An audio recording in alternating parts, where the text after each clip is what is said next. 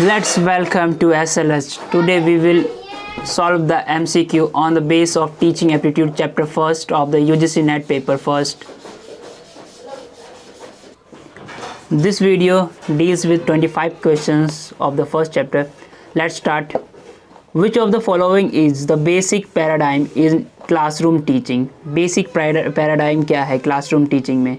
Learning paradigm, instructional paradigm या बहुत A and B C में दे रखा है, none of the above D में. तो इसका आंसर क्या होगा? इसका आंसर है, the correct answer is C. Classroom में instructional paradigm and learning paradigm दोनों होता है. The prime requirement to become a good teacher is to have. Prime requirement क्या होता है एक गुड टीचर के लिए? प्राइमरी रिक्वायरमेंट क्या है? Genuine interest in teaching, knowledge about controlling student, या सब्जेक्ट नॉलेज, या डी गुड एक्सप्रेशन. तो इसका आंसर है C, subject knowledge. Which of the following statement is not true? Teaching is just an art. Teaching can be train only. Teacher are born, या all of the above. तो इसका answer क्या होगा जो is not true? एक तरह से true नहीं है. टीचिंग और टीचर्स आर बॉर्न, ये नहीं होना चाहिए, ये नहीं हो सकता. Teaching is just an art, केवल आर्ट है, ये भी नहीं है. Teaching can be train only, teacher क्या ट्रेन किया जा सकता है ओनली, तो ये भी नहीं है. तो इसका आंसर क्या होगा? डी. तीनों नहीं है, बल्कि टीचिंग इससे ज़्यादा ब्रॉड कॉन्सेप्ट है. तो अगले क्वेश्चन में पहुँचते हैं. Question number 4.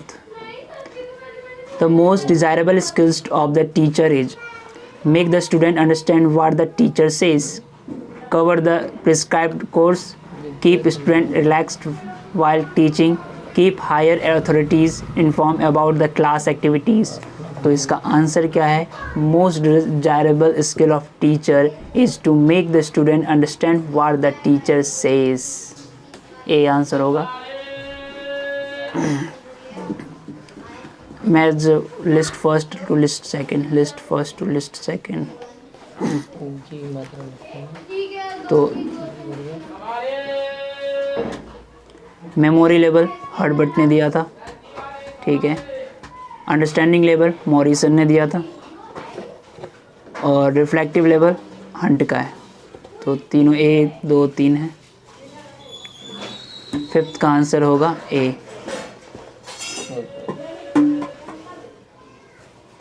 फर्स्ट का फर्स्ट, सेकंड बी का सेकंड, थर्ड का सी. तो ये याद रखना. मेमोरी लेवल टीचिंग इसके कॉन्सेप्ट हर्बर्ट का है. अंडरस्टैंडिंग लेवल मॉरिसन का है. रिफ्रैक्टिव लेवल हंट का है. क्वेश्चन नंबर 6 पे पहुंचते हैं. 6 में दे रखा है, which of the following is the sequence, which of the following is the sequence of different level of teaching?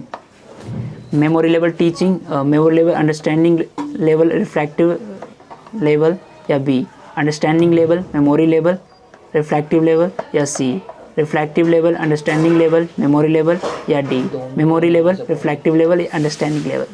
तो इसका आंसर क्या होता है? एक सीक्वेंस वे में होता है. सबसे पहले बच्चा क्या मेमोरी लेवल पर अंडरस्टैंडिंग करता है, फिर अंडरस्टैंडिंग लेवल आता है, फिर रिफ्लेक्टिव लेवल आता है.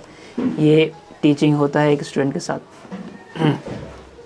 तो आगे देखते हैं. विच of the following is an independent variable in teaching learning process?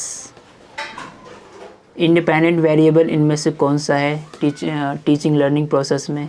Teacher, student, institution, parents. Students, parents and institutions, ये तो इंडिपेंडेंट लेवल होते हैं, स्कूल में जैसा भी हो. और टीचर इंडिपेंडेंट लेवल होता है, यानी इंडिपेंडेंट लर्नर होता है. लर्निंग इंडिपेंडेंट वेरिएबल होता है टीचिंग लर्निंग प्रोसेस में. क्वेश्चन नंबर 8 का देखते हैं. Which of the following method should be used by each teacher? कौन सा मेथड यूज करना चाहिए एक टीचर को? Analytical, synthetic, synthetic analytical, only synthetic. Analytical और सिंथेटिक, पहले एनालिसिस किया जाए उसके बाद सिंथेटिक किया जाए. तो ये बेस्ट टाइप है टीचिंग का मेथड है. आगे देखते हैं क्वेश्चन नंबर 9 की तरफ. Which list first to list second? List first को सेकेंड से मिलाना है.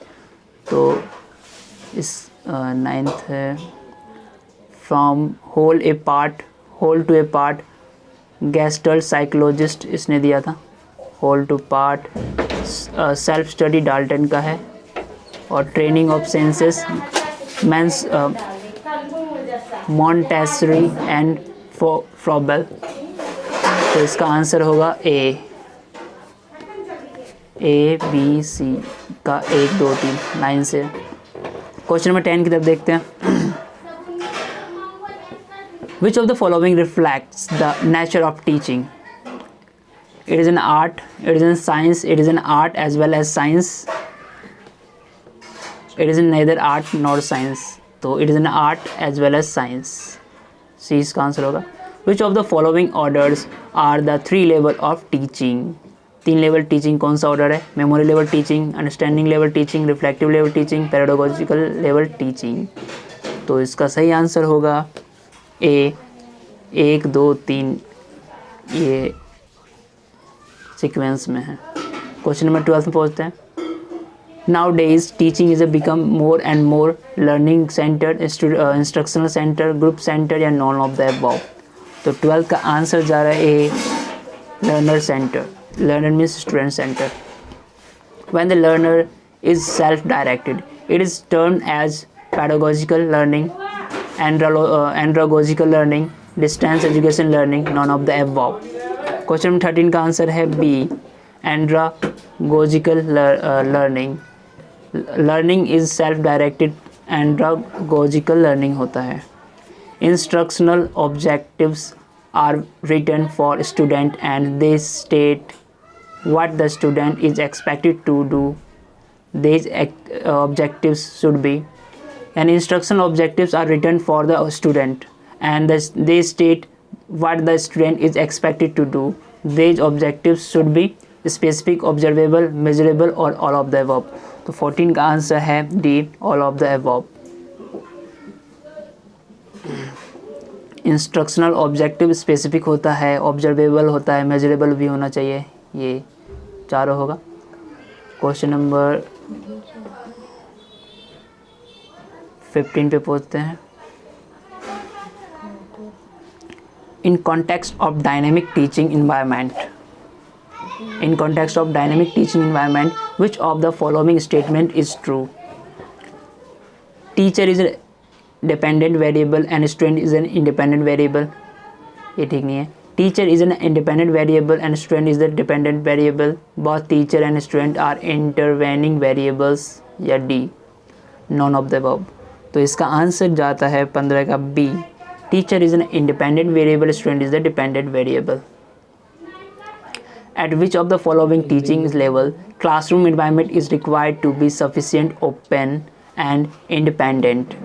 तो at which of the following teaching level classroom environment is required to sufficient, open and independent? तो मेमोरी लेवल पे तो ये नहीं होगा, अंडरस्टैंडिंग लेवल पे, रिफ्लेक्टिव लेवल पे या ऑल ऑफ द अबव। तो इसका आंसर है 16 का सी, रिफ्लेक्टिव लेवल की ये कॉन्सेप्ट है। What is the meant by the term curriculum? Curriculum का मतलब क्या होता है? करिकुलम देखते हैं क्या होता है। The subject of study offered by an educational institution, curriculum का मतलब होता है। या B, organise whole of learning and other experiences provided by educational institution to realise set goals.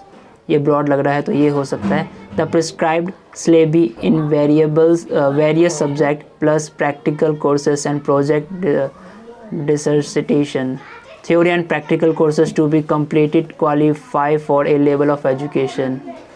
इनसे broad level है organize the whole learning and other experience provided by educational institution to realize set goals. तो इसका answer B होगा। 18 का देखते हैं। The classification of cognitive domain was presented by, classification of cognitive domain was presented by Benjamin S. Bloom, Skinner, Krathwohl या Simpson। तो इसका answer है 18 का A, Benjamin S Bloom. Classical of cognitive domain इन्हीं का है। To main use of previously learned material in new situation is, to make use of previously learn material in new situation is comprehension, application, knowledge या analysis. तो इसका answer है B, application. यानी अगर previous knowledge है learn material का in new situation तो application में आएगा। The highest level of cognitive domain is synthesis, analysis, comprehension या एवेल्यूएशन। तो highest level of cognitive domain इसमें से आएगा ए, डी, एवेल्यूएशन। इसका आंसर होगा डी। सिंथेटिक के बाद ही एवेल्यूएशन आता है, यानी एवेल्यूएशन ही पूरा माना जाता है कॉग्निटिव लेवल का, हाईएस्ट लेवल है।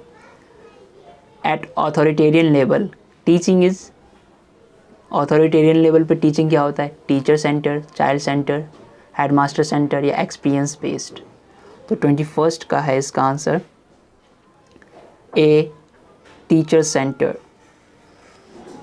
ऑथोरिटेरियन लेवल की टीचिंग टीचर सेंटर होता है। Match list first and list second. 22nd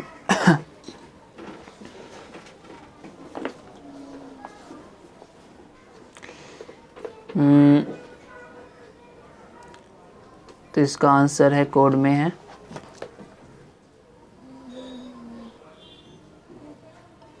learning by doing. किसका है? एजुकेशन थ्रू एनवायरनमेंट, ये किसका है? Realisation of truth, beauty and goodness, world as it here and now. तो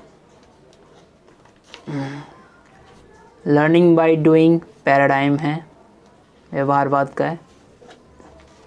education through environment, world is it here and now, ये इसका है। तो इसमें देखते हैं कौन सा आंसर आएगा।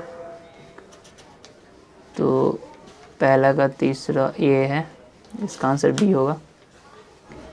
यानी लर्निंग बाय डूइंग प्रैग्मेटिज्म व्यवहारवाद का है। तो यानी बी का फर्स्ट आएगा। एजुकेशन थ्रू एनवायरनमेंट नेचुरलिज्म का है। और realisation of truth, beauty and goodness idealism का है। और world as at it is here and now realism का है। 23rd में पहुँचते हैं। The intellectual skills are reflected by, intellectual skills किस तरह से रिफ्लेक्ट होता है? कॉग्निटिव डोमेन से, अफेक्टिव डोमेन से, साइकोमोटर डोमेन से या नॉन अबव। तो कॉग्निटिव डोमेन से होता है। क्वेश्चन नंबर 25 पे पहुँचते हैं, 24 पे। 24 में है attitude, values and interest are reflected by cognitive domain, affective domain, psychomotor domain या none of the above. Attitude, value and interest are reflected by B, affective domain.